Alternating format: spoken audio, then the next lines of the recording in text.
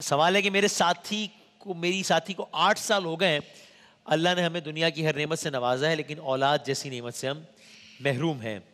انہوں نے لکھا ہے کہ طبی تقاضے بھی جو ہیں ہم نے سارے پورے کیے ہیں جو بھی ہو ممکن ہے، تو کوئی ایسی دعا بتائیے کہ اللہ تعالیٰ ہمیں اس نعمت سے نوازتے ہیں۔ بسم اللہ الرحمن الرحیم، اللہم صلی علی سیدنا و مولانا محمد وعلی آلہ واصحابہ وبارک وسلم۔ جو سوال ہوا، ظاہر ہے کہ بہن نے یہ سوال کیا ہے۔ اچھا وسیم بھائی، یہ ایک گھر کا معاملہ نہیں ہوتا اور کئی گھرانے اس میں کافی پریشان ہوتے ہیں۔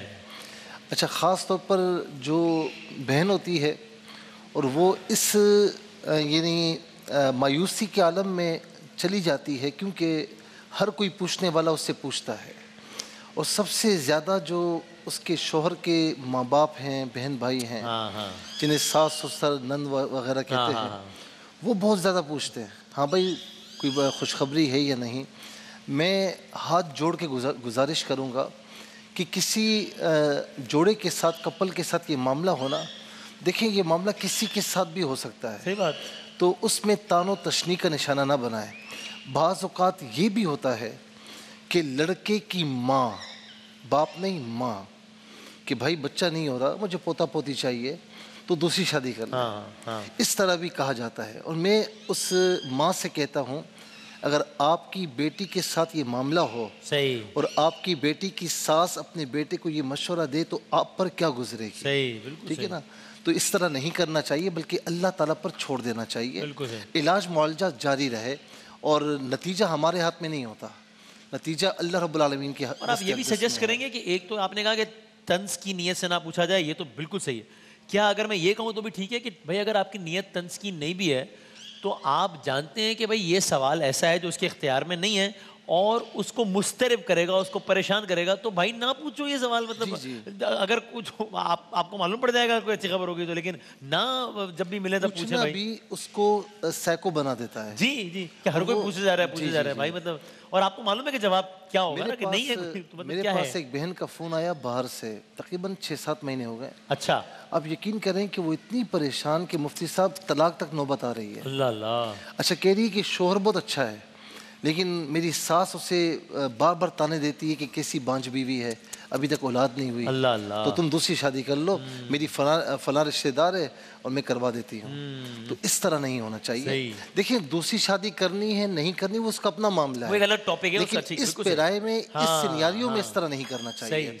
میں پہلے کہوں گا کہ علاج تو جاری رکھیں، اور دوسرا یہ ہے کہ یہ جو میں دعا بتانے جا رہا ہوں نا، اس دعا کو وسیم بھائی میں آپ سے نہیں کہہ رہا، دیکھنے والے سننے والوں سے کہہ رہا ہوں کہ اس کو غیر اہم نہ جاننا۔ اچھا، کہ بھئی قرآن کی آیتیں ہم پڑھتے رہتے ہیں، بس ٹھیک ہے، صحیح ہے، یہ بھی ایک دعا ہے، چلو ٹھیک ہے۔ یہ بڑی مجرب دعا ہے، اور دعا کس کی ہے، کس کی زبان سے نکلی ہے؟